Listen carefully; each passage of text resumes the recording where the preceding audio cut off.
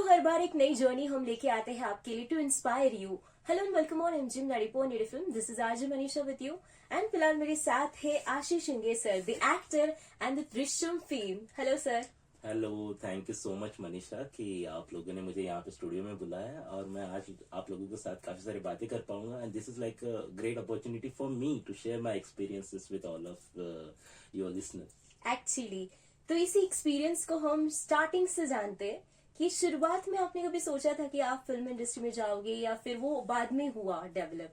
वाह, ये काफी इंटरेस्टिंग सवाल है और मुझे ऐसा लगता है कि इस सवाल के लिए मैं बचपन से प्रिपेयर था, आई गेस। अच्छा। मैं ऐसा बोल सकता हूँ क्योंकि मेरा जर्नी भी काफी फिल्मी रहा है और मैं फिल्मों में काम करता हूँ, तो मुझे बताने में बहुत खुशी भी है और मैं इसे एज अपॉर्चुनिटी लेता हूँ कि मैं ये शेयर कर पाऊँ, किसी को बोल पाऊँ। मेरे दोस्तों को सबको पता है, बट एक इस प्लेटफॉर्म पे मुझे बोलने के लिए ये मिल रहा है।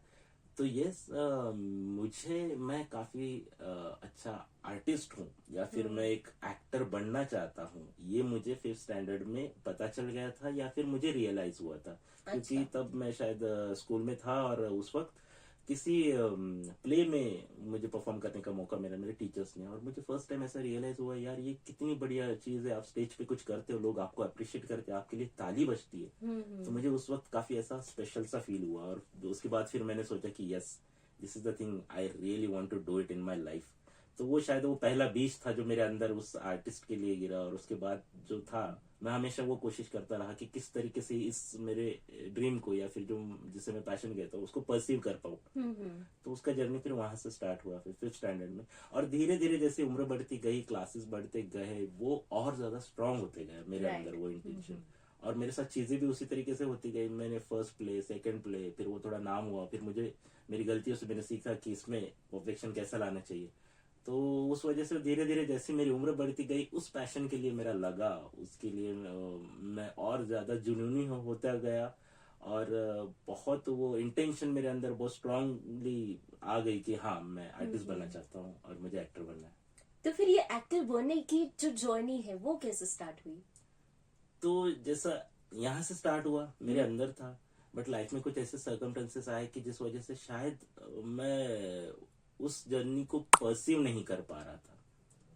मतलब वो चीजें ऐसी हो गई कि अरे यार, सपना है एक कि मुझे आर्टिस्ट तो बनना है, I want to become an actor, और मुझे ऐसा लगता है कि मैं आर्टिस्ट बन सकता हूँ या फिर बहुत अच्छा आर्टिस्ट हूँ। बट क्या होता है, हम एक ऐसे फैमिली से आते हैं। सो मैं एक महाराष्ट्रियन फैमिली से हूँ, मैं एक काफी मिडिल क्लास फैमिली से बिलोंग करता हूँ। और एक सोच होती है फैमिली के अंदर कि भाई आप एक बढ़िया वाला एजुकेशन ले लो, एक बढ़िया सा सिक्योर सा जॉब कर लो और आपकी लाइफ सेट है। तो उनका माइंड सेट था। तो मेरे घर में कोई ऐसा इस तरीके से नहीं चाहता था। तो ऐसे काफी सारे ऑब्स्टिकल्स आए कि जिस वजह से मैं मेरे सपने से ना काफी लंबे टाइम तक दूर रहा। मतलब मैं बोलूंगा, अगर उसको टाइम स्पैन में अगर मैं गिनने की कोशिश करूंगा तो शायद मैं कुछ 10 साल इस मेरे सपने से दूर रहा। ओके। और सबसे इंटरेस्टिंग बात ऐसी थी कि भाई मैं इतना होनहार स्टूडेंट था मेरे स्कूल के जमाने में, बट ये होनहार स्टूडेंट 10th में फेल हो गया।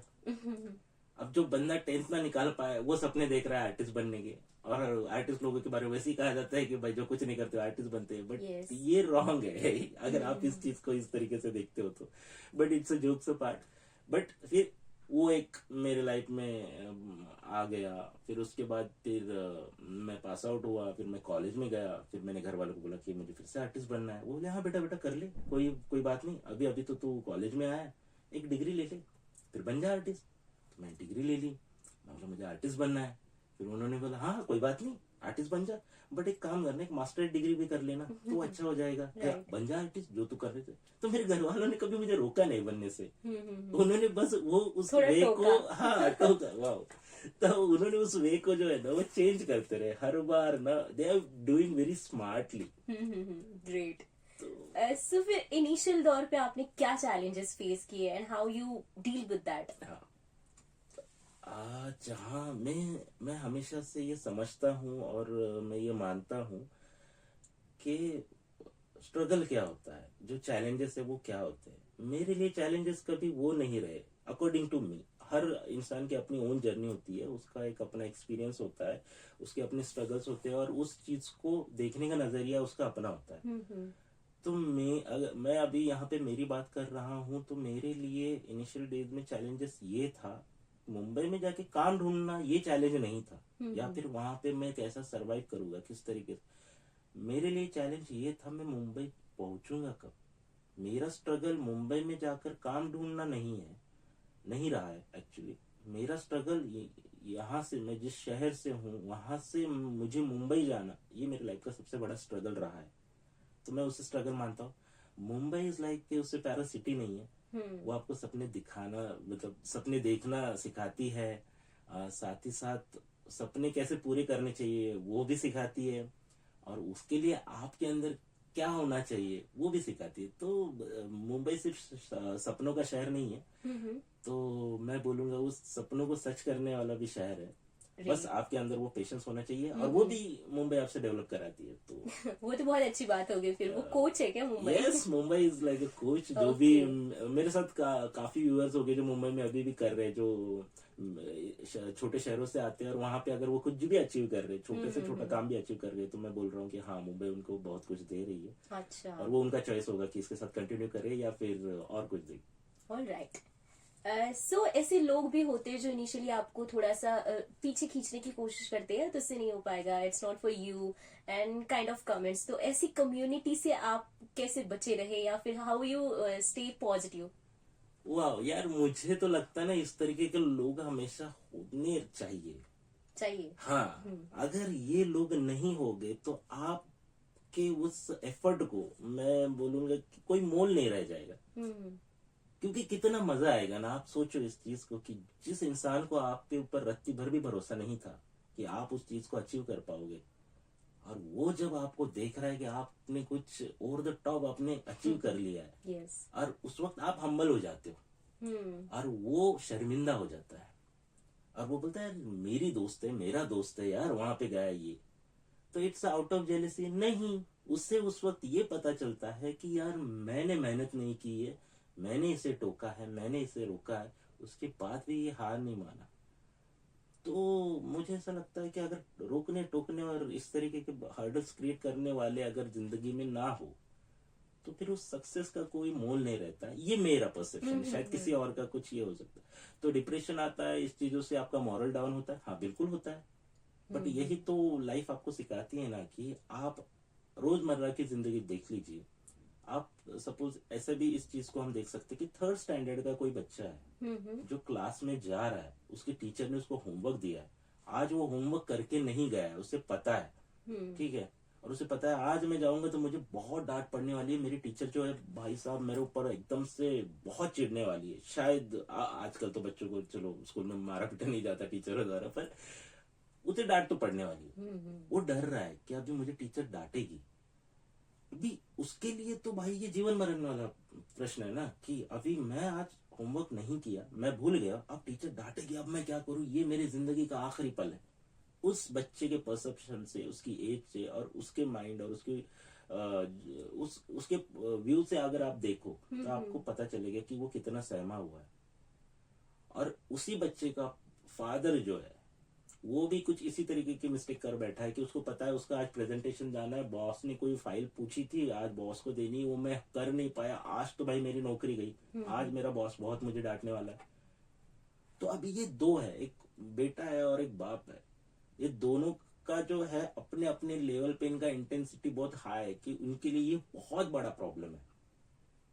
बट अगर आप कंपेयर करो एज अ थर्ड पर्सन, आप क्या बोले, यार ये बच्चा क्यों खामा खा टेंशन ले रहा है, होमवर्क ही नहीं किया ना, क्या करिए, टीचर डांटेगी, इससे जिंदगी खत्म तो नहीं हो जाएगी। हाँ, पर डैड का वैसा नहीं है। डैड यार वो तो भाई नौकरी जा सकती है, कल पूरा घर भूखा मर सकता है, उनकी नौकरी चली गई, तो हम वहां पे कंपेयर करने लग जाते हैं। हमारे लिए क्या होता है, डैड की प्रॉब्लम सबसे बड़ी है, बच्चे की प्रॉब्लम सबसे छोटी है। बट अगर आप उसको बहुत अच्छे से देखें तो दोनों की प्रॉब्लम इक्वली, राइट, काफी इक्वली है। तो डिफ्रेंशिएट करना ये बात अलग होती है, पर उस चीज को इस तरीके से समझना ये अलग होती है। तो हर इंसान के जर्नी के लिए, जिसको मुझे आपका प्रॉब्लम अगर छोटा लगता है बट वो आपके लिए बहुत बड़ा है, तो आपको उसमें से ही बाहर निकलना होगा एक्चुअली। है ना? Alright, yes. तो आपकी अब तक की जर्नी में आपने सीरियल्स भी किए, फिल्म्स भी किए, मराठी, हिंदी, एवरीथिंग। तो अब तक कोई ऐसा कैरेक्टर जो बहुत ही मेमोरेबल रहा हो, और इन फ्यूचर जो आप कैरेक्टर अपने लिए इमेजिन कर रहे हो? वाह, ये भी काफी इंटरेस्टिंग सवाल है। काफी, मतलब एक एक्टर का जर्नी जब स्टार्ट होता है ना, तो जब वो काम ढूंढ रहा होता है या फिर उसको काम मिल रहा होता है, तो जब इनिशियल डेज में कोई भी सो कॉल्ड स्ट्रगल में बोलूंगा उससे, स्ट्रगल मानना नहीं मानना अपना अपना परसेप्शन है। तो जब इंसान मतलब जो भी आर्टिस्ट फर्स्ट टाइम काम ढूंढता है, तो उसका फर्स्ट इंटेंशन यही होता है कि मुझे काम मिल जाए यार। यस। ठीक है। फिर मैं उसके बाद आर्टिस्ट का, हालांकि वो सोच के तो यही आता है कि मैं तो ये रोल करूंगा। मैंने तो भाई नवाजुद्दीन सिद्दीकी को देखा है, इरफान खान जी को देखा है, बच्चन साहब को देखा है, और मैं उनसे इंस्पायर, उनका ये स्टाइल वो स्टाइल, ये तो मैं सब पढ़ के आया हूँ, ये तो मैंने ट्रेनिंग लेके रहा है। बट मैं जब वहां जा रहा हूँ, तो वहां जाने के बाद मेरे लिए सबसे डिफिकल्ट अगर ये हो रहा है कि मुझे बस काम मिल जाए, तो ये है। तो कैरेक्टर की शुरुआत ऐसी हुई कि जब मुझे, मैं तो बोलूंगा मेरे हर एक कैरेक्टर ने मुझे काफी कुछ सिखाया है। उसके लिए कैसे प्रिपेयर करना, क्या प्रिपेयर करना चाहिए। बट जैसा अगर मैं बोलने, अगर मेरे मेजर कैरेक्टर्स के बारे में बात करूँ, तो जैसे दृश्यम फिल्म मैंने की थी, उसका एक बहुत प्यारा जर्नी रहा है मेरे लिए, क्योंकि जब उसके ऑडिशन स्टार्ट हुए थे, तो दृश्यम फिल्म में, दृश्यम टू फिल्म के अंदर जितने भी कैरेक्टर्स थे, काफी सारे अलग अलग सपोर्टिंग कैरेक्टर्स थे। फिर चाहे वो इंस्पेक्टर का हो, उस वॉचमैन का हो जो उस लैब में वहां पे होता है, वो ऐसे काफी सारे 3-4 काफी मेजर कैरेक्टर्स थे जो उस स्टोरी में ना काफी ट्विस्ट क्रिएट कर रहे थे। तो मैंने ऑलमोस्ट वो सारे कैरेक्टर के लिए मेरा ऑडिशन हुआ था, और मैं एक कैरेक्टर के लिए सेलेक्ट हुआ था कि जिसमें 3 दोस्त बैठे हुए हैं, they are like a gossip mongers, और वो उस हमेशा वो जज कर रहे हैं उस मेन कैरेक्टर को, अजय देवगन को, कि भाई इसी ने खून किया है, they are very against with him, और वो वाला कैरेक्टर था। तो मुझे वो काफी इंटरेस्टिंग लगा कि जब ये जर्नी मेरा स्टार्ट हुआ, कि जब मुझे ऑडिशन आए, तो मैं उस हर एक कैरेक्टर के ऑडिशन कर रहा था, और मैं इतनी शिद्दत से कर रहा था कि मैंने वो फिल्म मेरे हाथ से जाने नहीं दिया। तो मुझे ऐसा लगता है कि वो वाला जो कैरेक्टर मैंने किया है दृश्यम में, उसने मुझे काफी कुछ सिखाया है कि मैं वहां तक पहुंचा। वो अपने आप में एक जर्नी थी जिसमें से मैं काफी कुछ सीख गया, वैसे मुझे लगता है। मेरी पहली फिल्म में मैं गैंगस्टर बना था, जिसमें शायद मुझे एक वर्ड भी नहीं था, मेरा प्रेजेंस था, काफी अच्छा प्रेजेंस था, बट उस फिल्म ने मेरी लाइफ चेंज कर दी। तो मेरे अंदर का जो एक्टर था वो इन कैरेक्टर्स से एस्टेब्लिश होते रहा है। और साथ ही साथ अभी मैं मराठी में भी काम करता हूँ, काफी सारे सीरियल्स में मैं काम कर चुका हूँ, जैसे स्वामी समर्थ हो गया, तू भिट्टशी नव्याने, सुबोध भावे जी की काफी बढ़िया सीरियल रही है, उसके अंदर भी काफी एक मेजर कैरेक्टर कर रहा था मैं, हीरोइन के एक चाचा का रोल कर रहा था मैं। तो वो एक काफी अच्छा और चैलेंजिंग रोल था, निगेटिव शेड में रोल था, तो बहुत मजा भी आया उसे करने में, और वो काफी इंटरेस्टिंग रोल था। Well, great. और देन आपने ड्रीम रोल के बारे में नहीं बताया। ओह, ड्रीम रोल एक्चुअली किसी आर्टिस्ट के लिए कोई ऐसा ड्रीम रोल नहीं होता है। उससे अगर कोई कैरेक्टर मिल जाए तो शायद वो बढ़िया बन जाता है। हाँ, एज एन आर्टिस्ट मैं मेरा ड्रीम ये बता सकता हूँ कि मुझे किस तरीके का काम करना है कि जो लोग मुझे याद रखें। जैसे काफी लोग हैं, तो जैसे अगर हम आजकल सब लोग साउथ को काफी अप्रिशिएट कर रहे हैं, काफी लोग हैं, तो मैं वो बंदा हूँ जिसने साउथ की फिल्में, जब मैं कॉलेज में था शायद, तब मैंने फर्स्ट फिल्म देखी होगी, जयम नाम की एक फिल्म आई थी, तेलुगु फिल्म, और आर्या नाम की अल्लू अर्जुन की वो फर्स्ट फिल्म थी या सेकेंड, तो वो भी काफी पॉपुलर थी, तो मैंने वो फिल्में देखी थी। तो मुझे भी ऐसा लगता था यार ये काफी यूनिक फिल्म है कुछ ये। और जैसे जैसे वक्त बढ़ा, मैंने लोगों का काम देखा, और उससे पहले भी मैं काफी साउथ फिल्में देखा करता था, बट वहां से थोड़ा क्रेज बढ़ गया। तो मुझे ऐसा लगता है कि जैसे कमल हसन सर ने काम किया, उनकी नायकन नाम की एक फिल्म है, उसके अंदर उनका रोल काफी चैलेंजिंग था, वो बहुत बढ़िया, ही तो लेजेंड, मतलब उनको उल्गा नायकन बोला जाता है, एक ऐसा हीरो की लार्जर देन लाइफ, बट उनका वो कैरेक्टर जो था उसमें, उसके ऊपर शायद फिर रीमेक भी बनी है हिंदी में भी, दयावान जैसी फिल्में बनी है, जिसमें विनोद खन्ना जी ने लीड किया था, आई गेस, शायद मैं रॉन्ग भी हो सकता हूँ, बट हाँ वो वाली फिल्म थी। तो कमल हसन के नायकन में जो उन्होंने रोल किया था, तो वो बहुत प्यारा था, तो मैं उस तरीके का कुछ करना चाहूंगा। उसके अलावा भी काफी सारी चीजें हैं, बहुत से ऐसे ग्रेट आर्टिस्ट एक्टर्स है जिनके साथ मेरे काम करने की मतलब इच्छा है। तो शायद ऑलराइट। देन अगर इस फिल्म इंडस्ट्री को हम करियर अपॉर्चुनिटी की तरह से देखते हैं, तो what is your view on that? वाह, ये तो मैं हर एक उस एम्बिशियस लड़के से लड़की से उस हर एक शख्स से बोलना चाहूंगा कि अगर आपको इस एंटरटेनमेंट सेक्टर में काम करना है, आप इसमें आना चाहते हो, तो ये बहुत प्यारी फील्ड है। यू मस्ट कम, आपने आना चाहिए, आप एंटरटेनमेंट फील्ड में आना चाहिए। आप आर्टिस्ट बनिए। आर्टिस्ट का बेस्ट पार्ट यही होता है कि उससे कोई लिमिटेशन में आप उसको बांध नहीं सकते। आर्टिस्ट का मतलब वो एक पेंटर भी हो सकता है, वो एक मूर्तिकार भी हो सकता है, वो एक एक्टर भी हो सकता है, यस। हाँ, एक म्यूजिशियन भी हो सकता है। तो वो आर्टिस्ट वाली जो फील्ड है ना, वो किसी एक एक इंडिविजुअल, क्या बोलेंगे हम उसको, आइडेंटिटी के मोहताज नहीं है। बिल्कुल। आर्टिस्ट ये वर्ड ही ऐसा है। तो फिर आर्ट हमको क्या देता है? आप देखिए, पुराने जमाने से लेके आज तक हमारा कल्चर भी अगर हम देखा है, जो रहा है, वो आर्ट से इतना जुड़ा हुआ रहा है। उस वजह से जो है सिविलाइजेशंस खड़ी हुई है, कल्चर खड़े हुए हैं। It's the part of our culture. Art में आज हम एक ऐसी कंट्री में रहते हैं, और हम इतने भाग्यशाली है, वी आर वेरी ब्लेस्ड, कि जहाँ पे इतनी वर्सेटैलिटी है, इतनी सारी लैंग्वेजेस है, इतने सारे आर्ट फॉर्म है। कौन सी कंट्री में इतना सब कुछ है, बताइए आप। एक्चुअली दुनिया में आर्ट के ऊपर, मतलब भरत मुनि जी ने लिखा हुआ ग्रंथ है, नाट्य शास्त्र, इतना बड़ा ग्रंथ लिखा हुआ है, पूरी दुनिया में कहाँ है? नाट्य शास्त्र के ऊपर किसने लिखा है ग्रंथ? कहीं नहीं, वो हमारे इंडिया में। तो हम इतना हमारे कल्चर से, हमारे आर्ट से जुड़े। और आर्ट क्या है? रोजमर्रा की जिंदगी में आप कैसे जीते हो, वही तो बताता है। यस। हाँ, अगर आज आप सुबह उठ रहे हो और भगवान की कोई आरती प्ले कर रहे हो, कोई सॉन्ग प्ले कर रहे हो, कोई डिवाइन सॉन्ग प्ले कर रहे हो, तो ऑफ कोर्स वो आपको एक पीस देता है। This is the one kind of art is there to connect with the god. तो आप उस सोल से कनेक्ट कर पा रहे हो। अगर आप रोजमर्रा की जिंदगी में आप बहुत सारे राइटर्स हैं, उन्होंने कुछ बहुत अपने एक्सपीरियंसेस अच्छे लिखे, कितनी किताबों ने इंस्पायर किया आपको, और वो कहाँ से आई है? वो किताबें कहाँ से आई है? वो एक्सपीरियंस कहाँ से है? हमारी रोजमर्रा की जिंदगी में जो हम जी रहे हैं, उसी से आई है। तो मुझे ऐसा लगता है कि आर्ट आपको बहुत कुछ देता है। सबसे बड़ी बात, वो तो पैसा देता है, कमर्शियल बेस पे तो आप इसमें सक्सेस हो सकते हो। और आज मैं बोलूंगा कि थैंकफुली हम एक ऐसा एरा में हम लोग जी रहे हैं जहाँ पे अपॉर्चुनिटीज की कोई कमी नहीं है। बशर्ते आप रेडी होने चाहिए उस चीज के लिए। मैं तो सबसे यही बोलूंगा कि आप किसी भी फील्ड में जाना चाहते हो, बस उसके लिए खुद पे भरोसा रखिए आप।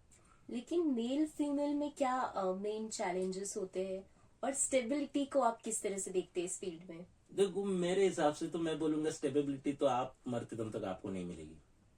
अगर आज आपको लग रहा है कि मेरे पास पैसा कम है, या फिर मैं स्टेबल नहीं हूँ, 10 साल बाद आप बहुत कोशिश करोगे कि मुझे स्टेबल होना है, 10 साल बाद भी आप पैसा कमा लोगे, तो आज जितना आपके पास है 10 साल बाद उससे कई गुना ज्यादा आपके पास होगा, बट तब भी आपको लगेगा कि मैं स्टेबल नहीं हूँ। Very true. तो ये होता है ना, जो चीज आपके पास कल तक नहीं थी, आज आपके पास ये है, वो आपको मिल चुकी है, फिर भी आप सेटिस्फाइड नहीं हो, आप बोल रहे हो कि मुझे ये नहीं मिला है यार, ये तो मिल गया, चलो खैर। तो क्या हो गया? तो आपका अट्रैक्शन उस चीज के लिए खत्म हो गया। यही आपको बोलना चाहिए। जब आपकी अपेक्षाएं खत्म नहीं हो रही है लाइफ को लेके, तो आप स्टेबिलिटी कहाँ ढूंढ रहे हो? उस हिसाब से तो कोई स्टेबल नहीं है। तो आप कितना अच्छा काम करते हो ना, आप कितना अच्छा किसी के लिए कुछ ऐसा वे क्रिएट करके जाते हो जिसके ऊपर मेरे बाद अगर कोई इस फील्ड में आना चाहे, तो मैंने इतना अच्छा काम करना चाहिए कि उसका रास्ता जो है ना वो इजी होना चाहिए। Very true. और मैं अगर मेल और फीमेल इन दोनों के बीच में अगर ऐसा बोलूं कि इनको क्या प्रॉब्लम्स फेस करनी पड़ती है, तो मुझे ऐसा लगता है कि हम ये डिफरेंशिएट क्यों कर रहे हैं किसी को मेल और फीमेल इस तरीके से बात करके। क्योंकि अगर मेरे घर में, मैं ऐसे फैमिली में बड़ा हो रहा हूँ जहाँ पे मेरी बहन भी है और भाई भी है, तो मेरे घर में तो दोनों जेंडर है, मेरी माँ फीमेल है, मेरे डैड जो है मेल है, मैं उन दोनों में कभी डिफरेंशिएट नहीं करता। Yes. दोनों का प्यार प्यार है, दोनों मेरे लिए सोचते हैं। तो जब मैं बाहर जाता हूँ, काम के लिए जाता हूँ, और मैं एक अच्छी पोस्ट पे हूँ, तो शायद मैं, अगर मेरे एम्प्लॉइज है, तो मैंने ये डिफरेंशिएट नहीं करना चाहिए। हाँ, चैलेंजेस सबके लिए आती है, कुछ लिमिटेशंस होती है। वो लिमिटेशंस इसलिए होती है कि बहुत सी चीज है, मतलब नेचर ने हमें इस तरीके से बनाया हुआ है कि कुछ चीजें आप फीमेल कर सकती है, कुछ चीज मेल कर सकते हैं। मतलब अगर वैसे देखा जाए तो फीमेल जो है कि हम वो प्रोड्यूस कर सकती है, वो कम्युनिटी बढ़ा सकती है, हाँ, वो माँ बन सकती है, मर्द माँ नहीं बन सकते। करेक्ट है ना? अब Yes. यहाँ पे आप इक्वालिटी ढूंढोगे क्या? नहीं नहीं नहीं, दिस इज द नेचर। तो नेचर ने सबको अपना अपना काम दिया है। करियर वाइज के चैलेंजेस में भी ये डिफरेंशिएट शायद मुझे ऐसा लगता है हम लोगों ने मिटा देना चाहिए। और अगर डिफरेंसेस सॉरी प्रॉब्लम्स आती क्या है फीमेल के लिए या फिर मेल के लिए, मेल के लिए भी उतनी ही बड़ी प्रॉब्लम है जितनी फीमेल के लिए। काम, अगर मैं एज एन आर्टिस्ट काम ढूंढने के लिए मुंबई जा रहा हूँ, मैं एक लड़का हूँ, तो मुझे जितना तकलीफ हो रहा है कोई काम ढूंढने में या फिर कोई काम मिलने के लिए मुझे टाइम लग रहा है, सेम उसका एक लड़की का भी जर्नी वैसा ही है वहां पर। तो ये दोनों चीजें सेम है, दोनों के लिए दोनों की भी प्रॉब्लम सेम है, दोनों के सोल्यूशंस भी सेम है। बस उसको पाने के लिए आप में वो उतना वो जिद होनी चाहिए और आपको अपने स्किल पे बहुत ज्यादा काम करना होगा। क्योंकि right. आप जितने स्किलफुल रहेंगे ऐसी कोई चीज नहीं दुनिया में जो आप पा नहीं सकते। और मैं तो ये मुझे तो बहुत बहुत खुशी होती है कि आप कभी मुंबई आइए, इतनी बड़ी बड़ी फील्ड में इतने अच्छे पोस्ट पे लड़कियां इतना अच्छा काम कर रही है। इवन फिल्म इंडस्ट्री में भी या फिर एंटरटेनमेंट इंडस्ट्री में भी मैं तो बहुत लकी रहा हूँ कि मुझे फीमेल डायरेक्टर्स के साथ भी काम करने का मौका मिला है। मैं एक ऐड कर रहा था किसी ब्रांड के लिए, काफी बड़ा ब्रांड था वो, और उसकी डायरेक्टर जो थी एक काफी यंग लड़की थी और वो मुझे गाइड कर रही थी कि सर आप इस कैरेक्टर को इस तरह से खींचिए, आप ये डायलॉग बोलिए, वो ये कीजिए। And I am so happy. मैं अब तक सिर्फ मेल डायरेक्टर्स के साथ ही काम करते आया हूँ और वो भी बहुत अच्छे थे, बट एक फीमेल डायरेक्टर के साथ काम करना, उनके परसेप्शन से, उनके व्यू से, भाई इससे बड़ी और खूबसूरत चीज मुझे अब तक मतलब मेरे अब तक के इस करियर में नहीं लगी। तो मैं ऐसा बोलूंगा कि देखो तकलीफें, डिफिकल्टीज हर एक की लाइफ में, बशर्ते आप उसको किस तरह से टैकल करते हो। Yes. Nice to know that. Okay, so आजकल के डिजिटल एरा में आपको क्या लगता है, इजी हो गया है क्या एक्सेस के लिए? हाँ, और एट द सेम टाइम आप क्या मैसेज देना चाहोगे? ये भी बहुत ही इंटरेस्टिंग सवाल है। मतलब इस एरा में जो चल रहा है ना, अभी देखो, जब मैं मेरे टीन एज में था, मैं बढ़ रहा था, तो मेरे से जो सीनियर थे ना, वो यही कंप्लेंट किया करते थे, भाई तुम लोगों को तो सब आसानी से मिल गया, बहुत इजीली मिल गया। असली संघर्ष तो हमारे वक्त था, असली डिफिकल्ट तो हम हमारे टाइम पे थे, हमने असली स्ट्रगल किया, तुम लोगों को इजी मिली। हम बोले अच्छा भाई पता नहीं, तब तो हम स्ट्रगल नहीं कर रहे थे। आज हम एक सर्टन एज में आ गए हैं, हमसे अभी एक जो यंगर जनरेशन है, हम भी यही बोल रहे हैं उनको कि भाई अभी तो बहुत आसान हो गया, हमारे टाइम पे तो ये नहीं हुआ था। तो मैं इस चीज को समझता हूँ कि तो कितनी अच्छी बात है ना, Yes. कि कोई एक जनरेशन आपके लिए बहुत मेहनत कर रही है और उसका फल नेक्स्ट जनरेशन को मिल रहा है, और वो जनरेशन का काम है जो पहली वाली जनरेशन यहाँ तक लेके आई है, वो उसे और आगे और ज्यादा इंप्रूव करे, क्योंकि आने वाली जनरेशन को और इजी मिली। तो आज इस एरा में एक बहुत प्यारी, बहुत अच्छी बात यह है कि लोगों के पास अपॉर्चुनिटीज बहुत है और बहुत अच्छी अपॉर्चुनिटीज है, और इससे पहले नहीं थी। हाँ, मैंने जब स्टार्ट किया था तब इतना नहीं था, तब एआई नहीं था, काफी सारे मतलब इंटरनेट भी इस तरीके की इतनी फ्लेक्सिबिलिटी नहीं थी, इतना अवेलेबल नहीं था हर वक्त। अभी तो देखिए आप हर जगह, तो ये हमारे वक्त तो मतलब मैं इतना भी एजड नहीं हूँ, बट मेरे वक्त कंप्यूटर सीखना, कंप्यूटर्स में अलग अलग लैंग्वेजेस सीखना, ये सब करना, ये मेरे लिए मतलब उस वक्त हम बहुत मॉडर्न एरा में हम जी रहे थे। Yes, yes. मुझे याद है जब मेरे पास फर्स्ट मोबाइल आया था तो मुझे लगता था ओ माय गॉड, मैं तो कितना मॉडर्न हो गया। मैं खुद को ऐसा फील करता था कि मैं तो यूएस में हूँ, क्योंकि वहाँ के बच्चों के पास मोबाइल, अब वहाँ पे बच्चों के पास 10 साल पहले आ गया होगा, मेरे पास तो बहुत लेट आया, Very true. बट मेरे लिए तो बहुत बड़ी बात थी उस वक्त। जी. तो इस चीज को तो अपॉर्चुनिटीज बहुत है। आप पहले डिसाइड कर लो कि आपको क्या चाहिए। आपको देखिए अपॉर्चुनिटी हर रोज मिलती है, बट आप उसको समझ रहे हो ये अपॉर्चुनिटी है या नहीं। यहाँ पे तो कितनी भी टेक्नोलॉजी बढ़ जाए, कितनी भी अपॉर्चुनिटी आ जाए, बट उसके लिए डिसीजन तो आप ही को लेना पड़ेगा ना। अब आप आपके दिमाग का एआई नहीं ले सकते हो। मैंने तो ये भी देखा है कि मतलब काफी फ्रेंड्स को, और मैंने मेरी आंखों से देखा है कि लोग, उनको बहुत से क्वेश्चंस है कि मैं आज इंटरव्यू को जा रहा हूँ यार, मैं समझ नहीं पा रहा हूँ, मैं कॉफी पी लूँ या चाय पी लूँ, ये सवाल भी वो एआई से पूछते हैं। रियली? यस, ये होता है। लोग एआई से पूछने लगे कि यार अभी ना मुझे कुछ तो चाहिए, कॉफी पीऊँ या चाय पीऊँ, मुझे डिसाइड नहीं हो पा रहा है, please help me out. AI बता रहा है, एआई लास्ट में। अभी एआई क्या है? एआई वही है जो आप उसको ट्रेन करोगे, आप जैसा सोचते हो, आप जैसे करते हो उसी तरीके से। तो ये तो बहुत अच्छी बात है। आप उसको किस तरीके से यूज करते हो वो आपके ऊपर है। आपके माइंड से बड़ा एआई कोई नहीं है एक्चुअली। वो तो आर्टिफिशियल भी नहीं, वो तो आपका खुद का है। या तो जब आप डिसीजन लोगे, आप स्टैंड लोगे, तो ही वो काम बनेगा जो आप चाहते हो ना, वो सब मिलता है। जैसे अल्केमिस्ट बोलता है कि किसी चीज को सच्चे दिल से चाहो तो पूरी कायनात आपको मतलब वो देने के लिए रेडी हो जाती है। तो वो वही चीज है, वो आपका डिसीजन एट द मोमेंट। मेरे पास 10 अपॉर्चुनिटी है, 10 अपॉर्चुनिटी में से मैंने कौन सा चूज करना चाहिए जिस वजह से मुझे उसका फायदा हो। तो वो आपको वो एनालिसिस आपको आना चाहिए, आपका ऑब्जर्वेशन उतना चाहिए, आपका स्टडी उतना चाहिए, आपको खुद के ऊपर कॉन्फिडेंस चाहिए, आपके पास जो नॉलेज है आपको उस नॉलेज पे कॉन्फिडेंस चाहिए। वो कब आएगा? जब आप ज्यादा से ज्यादा लोगों से मिलोगे, आप ज्यादा से ज्यादा किताबें पढ़ोगे, आप उन लोगों से मिलोगे, उनके एक्सपीरियंस सुनोगे कि जिन्होंने कुछ अचीव किया। देखो, सक्सेसफुल आदमी से हर कोई इंस्पिरेशन लेता है, बट जिस आदमी ने बहुत से फेलियर देखे उससे भी इंस्पिरेशन लेनी चाहिए। जैक मा जैसा इंसान आज दुनिया का सबसे बड़ा रिचेस्ट आदमी है, और वो बोलता है कि मैं 40 या 45 की एज तक मुझे कोई सक्सेस नहीं मिली। लोगों ने मुझे इतना भी काबिल नहीं समझा कि मैं किसी होटल का वेटर बन सकूं। मैं वहां पे भी रिजेक्ट हुआ हूँ, और उसके बाद आज वो दुनिया का सबसे अमीर आदमी है। ये क्या जर्नी, ये कितना बढ़िया एग्जाम्पल है। जी जी बिल्कुल। हम थॉमस एडिसन को भूल जाते हैं कि जिनका जब वो मतलब ये सुनने में बहुत अच्छा लगता है कि जब उन्होंने वो स्टेटमेंट दिया था कि आपकी फैक्ट्री जल गई है, उसमें बहुत से आपके आविष्कार जल गए, तब उन्होंने कहा था कि यार मैं तो भगवान का शुक्र अदा करता हूँ कि मेरी फैक्ट्री जल गई है, वरना जितने मैंने जो आविष्कार मैंने इन्वेंट किए, जो भी मेरा इन्वेंशन था, वो तो मुझे पता है वो कैसा इन्वेंट हुआ, पर जो गलतियां थी वो भी उसके साथ जल गई। इन्वेंशन तो जल ही गया, बट उसके साथ जो गलतियां थी वो भी जल गई। बहुत बड़ी बात है। ही है। Was very thankful for that. So मुझे लगता है हमने लाइफ में भी इसी तरह से अपॉर्चुनिटीज है, बहुत अपॉर्चुनिटीज है।